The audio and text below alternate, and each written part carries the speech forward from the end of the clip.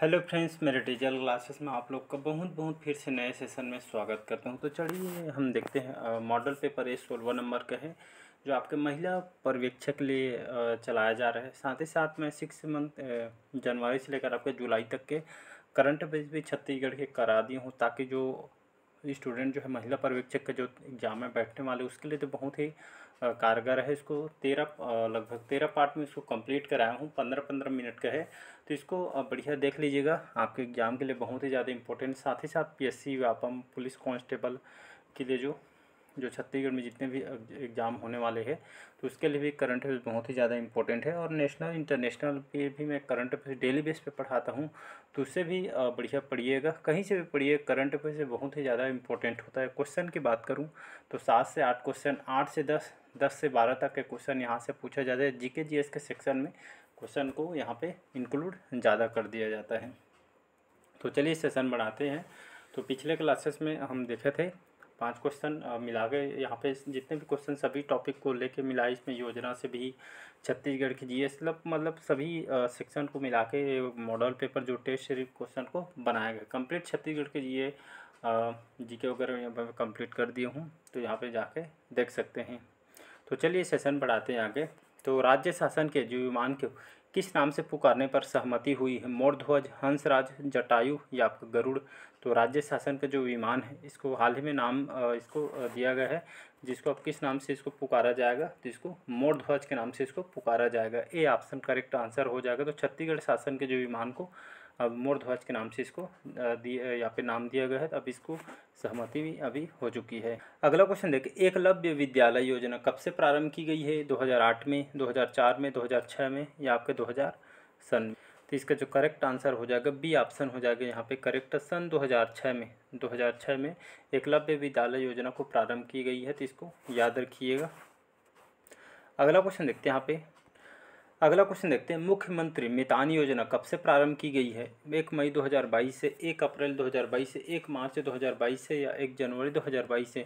तो मुख्यमंत्री जो मितान योजना है, इसको 1 मई 2022 को स्टार्ट किया गया है। 1 मई, तो इसको याद रखिए, 1 मई 2022 से मुख्यमंत्री मितान योजना को इस्टेब्लिश किया गया है।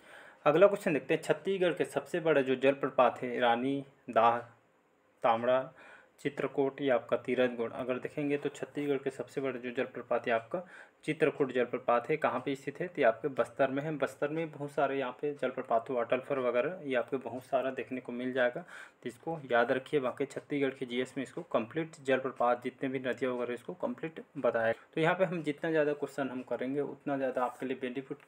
बुक चाहे कितना भी पढ़ ले, जब तक आप मॉक टेस्ट तक क्वेश्चन नहीं अटेंड करेंगे तो आपको यहाँ पर समझ आने नहीं है। जितना ज़्यादा क्वेश्चन लगाएंगे उतना ज़्यादा आपके लिए बेनिफिट होगा। अगला क्वेश्चन देखते हैं यहाँ पे, छत्तीसगढ़ में जो विधायक विश्राम गृह का नवीन नाम शासन ने क्या रखा है? संगवारी, सेवकधाम, पहुना या प्रतिनिधि? तो छत्तीसगढ़ में जितने भी विधायक हैं, इनका जो विश्राम घर का जो नवीन नाम, जो नया नाम चेंज रखा है, चेंज करके इसको अब नया नाम इसको संगवारी नाम दिया गया। तो इसको भी याद रखिए, नया अपडेट किया गया। इसको हम लेके भी क्वेश्चन, बहुत मेहनत लगते हैं क्वेश्चन को बनाने में। अगला क्वेश्चन देखते हैं, शहरी परियोजना अथवा नगरीय क्षेत्र जिसमें 50,000 से भी अधिक जनसंख्या वाले नगर क्षेत्र में संचालित आंगनबाड़ी भवन का किराया प्रति माह प्रावधानित है। कितना प्रावधान किया गया है? 5,000, 7,000, 4,000 या 2,000? तो इसका जो करेक्ट आंसर है, इसके लिए 4,000 यहाँ पे भवन किराया के यहाँ पे प्रावधानित यहाँ पे किया गया। जो जितने भी संचालित आंगनबाड़ी, जितने भी जो शहरी जो परियोजना थे, नगरीय क्षेत्र में 50,000 से जो अधिक जनसंख्या वाले नगर क्षेत्र में जैसे आपका जो संचालित आंगनबाड़ी जो भवन है, इसका किराया प्रति माह 4,000 रुपये इसके रखी गई है। अगला क्वेश्चन देखते हैं, छत्तीसगढ़ महिला सशक्ति नीति 2001 में लागू करने का जो प्रमुख उद्देश्य क्या है? महिलाओं को आत्मनिर्भर बनाना है, साथ ही साथ समस्त संसाधनों तक महिलाओं को पहुंच के लिए अवसर प्रदान करना है, सामाजिक, आर्थिक तथा राजनीतिक जीवन में महिलाओं को भागीदारी सुनिश्चित करना है। तो इसका जो डी ऑप्शन हो जाएगा यहाँ पे करेक्ट। उपरोक्त सभी कथन यहाँ पे जो महिला सशक्तिकरण जो नीति 2001 में जो लागू करने के आपके प्रमुख उद्देश्य हैं, तो इसका जो करेक्ट आंसर हो जाएगा डी है सभी इसका करेक्ट आंसर। अगला क्वेश्चन देखते हैं यहाँ पे, जनजाति एवं जो दुर्गम क्षेत्रों के परियोजना में कोई आंगनबाड़ी जो केंद्र स्थापित करने के लिए नवीन मापदंड है आपका 300 से 800 जनसंख्या आंगनबाड़ी केंद्र, 300 से लेकर 500 जनसंख्या पर एक आंगनबाड़ी केंद्र, या आपका 150 से लेकर 300 जनसंख्या पर एक आंगनबाड़ी केंद्र, या उपरोक्त में से कोई नहीं। तो इसका जो करेक्ट आंसर हो जाएगा तो जनजाति एवं जो दुर्गम क्षेत्रों के जो परियोजना में कोई जैसे आंगनबाड़ी केंद्र स्थापित करने के लिए जो नवीन मापदंड, इसकी जो क्राइटेरिया है जिससे आपका 300 से लेकर 800 जो जनसंख्या पर आंगनबाड़ी जो केंद्र यहाँ पे स्थापित किया जाएगा। ए ऑप्शन यहाँ पे करेक्ट आंसर। अगला क्वेश्चन देखते हैं यहाँ पे, ग्रामीण और जो शहरी परियोजना अंतर्गत भिन्नी जो आंगनबाड़ी केंद्र खोलने के लिए नवीन मापदंड क्या रखेगी। तो आपका 150 से लेकर 400 जनसंख्या पर आंगनबाड़ी केंद्र, या आपके 100 से 150 जनसंख्या पर एक मिनी आंगनबाड़ी केंद्र, या 300 से लेकर 400 जनसंख्या पर एक मिनी आंगनबाड़ी केंद्र, या उपरोक्त में से कोई नहीं। तो इसका करेक्ट आंसर हो जाएगा तो ग्रामीण और जब जो शहरी परियोजना के अंतर्गत जो आपके भिन्नी आंगनबाड़ी जो केंद्र खोलने के लिए यहाँ पे जो भी नवीन जो मापदंड जो क्राइटेरिया है, इसके लिए आपका 150 से लेकर 400 जनसंख्या पर एक आंगनबाड़ी केंद्र स्थापित किया जाएगा। अगला क्वेश्चन देखते हैं यहाँ पे, एक ग्राम की जो जनसंख्या 1800 है, कितने आंगनबाड़ी केंद्र खोले जा सकते हैं। 2 आंगनबाड़ी केंद्र, 3 आंगनबाड़ी केंद्र, 4 आंगनबाड़ी केंद्र, या आपका इनमें से कोई नहीं। इसका जो करेक्ट आंसर हो जाएगा बी ऑप्शन हो जाए। जैसे एक ग्राम की जो संख्या जैसे आपका 1800 है, तो कितने आंगनबाड़ी यहाँ पे खोलने की अनुमति दी जा सकती है। आंगनबाड़ी केंद्र कितने खोले जा सकते हैं, तो लगभग 3 आंगनबाड़ी केंद्र 1800 की जनसंख्या पे हम खोल सकते हैं। तो इसको भी याद रखिएगा। अगला क्वेश्चन देखते हैं, ग्रामीण परियोजना के आंगनबाड़ी भवन के लिए जो प्रति माह किराया कितना प्रावधानित किया गया है। 1500, 3000, 1000, या आपके 2000। तो ग्रामीण परियोजना के तहत जो आंगनबाड़ी भवन के लिए प्रति माह किराया कितना प्रावधानित है, तो ये आपका कितना है जी। इसका जो करेक्ट आंसर हो जाए 1000 रुपया इसका प्रावधानित है। कहाँ पे 1000 किराया लेगा, तो आपके ग्रामीण परियोजना के तहत ग्रामीण में जो आंगनबाड़ी है इसके लिए, इस भवन के लिए। अगला क्वेश्चन देखते हैं, छत्तीसगढ़ महिला सशक्तिकरण नीति 2001 के उद्देश्यों को प्राप्त करने के लिए राज्य शासन द्वारा प्राथमिक क्षेत्रों का निर्धारण किया गया है। संवेदनशील वैधानिक एवं संस्थागत तंत्र की स्थापना, आर्थिक विकास में महिलाओं की समान भागीदारी, सामाजिक विकास के लिए उपयुक्त वातावरण के निर्माण, या डी उपरोक्त सभी। तो छत्तीसगढ़ जो महिला सशक्तिकरण जो नीति 2001 के उद्देश्य को प्राप्त करने के लिए यहाँ पे जो क्राइटेरिया रखी गई है, ये आपका होना चाहिए इसके लिए। तो डी उपरोक्त सभी इसके लिए यहाँ पे इस क्षेत्रों का निर्धारण यहाँ पे किया गया है। अगला क्वेश्चन देखते हैं यहाँ पे, एकीकृत बाल विकास जो सेवा जो परियोजना का प्रारंभ किया गया था, इसको कब प्रारंभ किया था। 2 अक्टूबर सन 1975 को, 2 अक्टूबर 1980 को, 2 अक्टूबर 1986 को, या 2 अक्टूबर 1988 को। तो इसका जो करेक्ट आंसर हो जाएगा सन 2 अक्टूबर 1975। तो इस दिन एकीकृत जो बाल विकास परियोजना को इसको प्रारंभ किया गया था छत्तीसगढ़ सरकार के द्वारा। तो 2 अक्टूबर 1975 याद रख। अगला क्वेश्चन देखते हैं, समेकित बाल विकास सेवा, समेकित बाल विकास सेवा परियोजना प्रारंभ किया गया था मोहनदास करमचंद गांधी के 106वें क्रम की जयंती पर, पंडित जवाहरलाल नेहरू के 70वें जन्म दिवस पर, या आपके श्रीमती इंदिरा गांधी के पुण्यतिथि पर, या राजीव गांधी के पुण्यतिथि पर। इसका जो करेक्ट आंसर हो जाएगा तो समेकित बाल विकास जो परियोजना को कब प्रारंभ किया गया था, तो हमारे जो राष्ट्रपिता हैं मोहनदास जो करमचंद गांधी की 106 जयंती पर इस परियोजना को समेकित बाल विकास परियोजना को स्टार्ट किया गया था। तो इसको याद रखें उनकी 106वीं जयंती पर। अगला क्वेश्चन देखते हैं यहाँ पे, समेकित बाल विकास सेवा, समेकित बाल विकास परियोजना, ये आपका केंद्र प्रवर्तित योजना है, केंद्रीय क्षेत्रीय योजना है, या राज्य मत की योजना है, या उपरोक्त में से कोई नहीं। तो समेकित बाल जो विकास परियोजना है आपका केंद्रीय क्षेत्रीय परियोजना है। तो इसको याद रखिएगा। अगला क्वेश्चन तरफ बढ़ते हैं, सामुदायिक सहभागिता का उद्देश्य क्या है। योजना या कार्यक्रम के प्रति एक जन समुदाय में जागरूकता लाना, जन समुदाय में सहयोग प्राप्त करना, या जन समुदाय में एक सामुदायिक दायित्व के प्रति चेतना उत्पन्न करना, या उपरोक्त में से सभी। तो इसका जो करेक्ट आंसर हो जाएगा उपरोक्त सभी जो है आपका सामुदायिक सहभागिता का उद्देश्य के अंतर्गत ये आपका दिया गया। अगला क्वेश्चन देखते हैं, समेकित बाल विकास सेवा परियोजना को सहायता प्रदान की जा रही है भारत सरकार के द्वारा, विश्व बैंक के द्वारा, यूनिसेफ के द्वारा, या उपरोक्त में से सब। इसका जो करेक्ट आंसर हो जाएगा तो समेकित बाल विकास जो परियोजना की सहायता प्रदान कौन कौन सी जो संस्था कर रही है, इसमें आपका भारत सरकार, विश्व बैंक जिसको वर्ल्ड बैंक भी बोला जाता है, यूनिसेफ आपके मतलब खास करके जो बच्चों के लिए काम करती है, और उपरोक्त सभी आपका सहायता प्रदान करती है, तो इसको याद रखिए। अगला क्वेश्चन तरफ बढ़ते हैं। छत्तीसगढ़ के किस विकास खंड में यह परियोजना शुरू की गई है? मनेन्द्रगढ़ में, तोकापाल में, बस्तर में या आपके मानपुर में? तो छत्तीसगढ़ के किस विकास खंड में जो ये परियोजना इसको स्टार्ट किया गया है? तो आपके तोकापाल में इसको स्टार्ट किया गया है।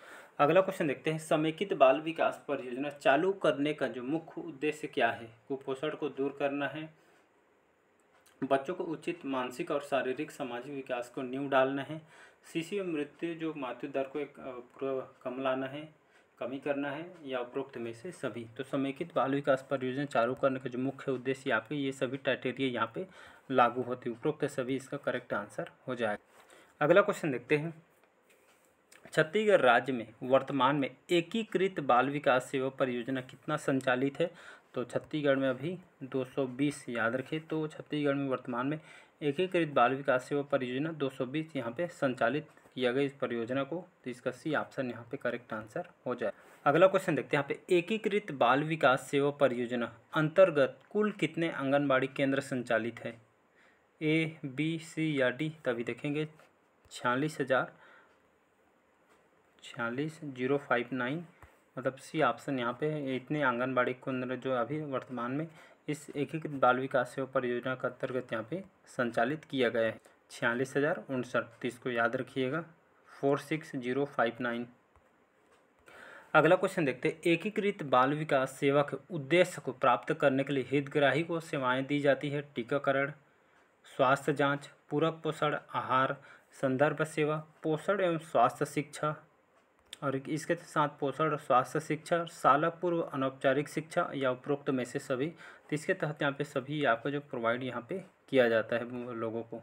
अगला क्वेश्चन देखते हैं। 2011 की जनगणना के अनुसार भारत में 6 वर्ष तक की जो आयु के बच्चों की जो जनसंख्या कितनी है? ए, बी, सी या डी? यहाँ पे कितना हो जाएगा? 15.9 करोड़, 18 करोड़, 20 करोड़ या 18.88 करोड़? तो अभी देखेंगे तो 2011 की जनगणना से भारत में 6 वर्ष तक की आयु तक बच्चों की संख्या यहाँ पे लगभग 15 करोड़ से भी ज़्यादा है। 15.9 करोड़ ये आपका 6 वर्ष तक की आयु के बच्चों की संख्या है। अगला क्वेश्चन देखते हैं। बच्चों की जनसंख्या की दृष्टि से विश्व में भारत का स्थान कौन सा है? पहला, दूसरा या पाँचवा या आठवां? तो हमारे बच्चों की जो जनसंख्या के देखें तो दृष्टि से विश्व में भारत का स्थान 2nd नंबर में है, दूसरा स्थान है, इसको याद रखिए। अगला क्वेश्चन देखते हैं। यहाँ पे छत्तीसगढ़ में 0 से लेकर आपका 6 वर्ष तक के आयु तक के बच्चों की संख्या कितनी है छत्तीसगढ़ में ना? तो अभी देखेंगे तो छत्तीसगढ़ में आपका 0 से लेकर 6 वर्ष तक के आयु के बच्चों की संख्या भी लगभग 37 लाख है, तो इसको भी याद रखिएगा। ए ऑप्शन करेक्ट आंसर हो जाएगा।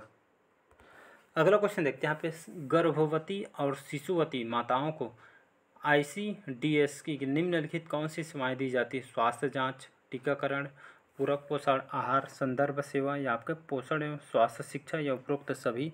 तो इसका जो करेक्ट आंसर हो जाएगा उपरोक्त सभी इसका करेक्ट आंसर हो। तो उपरोक्त जो सेवाएं यहाँ पे जो गर्भवती और जो शिशुवती जो माताओं को यहाँ पे ICDS इसके तहत ये सेवाएं यहाँ पे प्रोवाइड किया जाता है। अगला क्वेश्चन देखते हैं। 3 वर्ष तक के जो आयु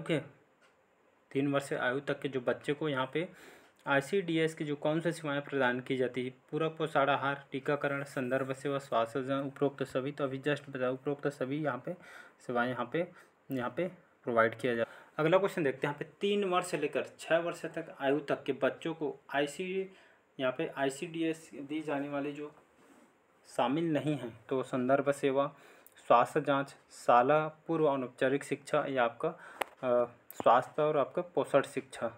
तो इसका जो करेक्ट आंसर हो जाएगा स्वास्थ्य एवं पोषण शिक्षा यहाँ पे इसके तहत यहाँ पे दी जाने वाले सेवा में इसको शामिल नहीं किया गया है।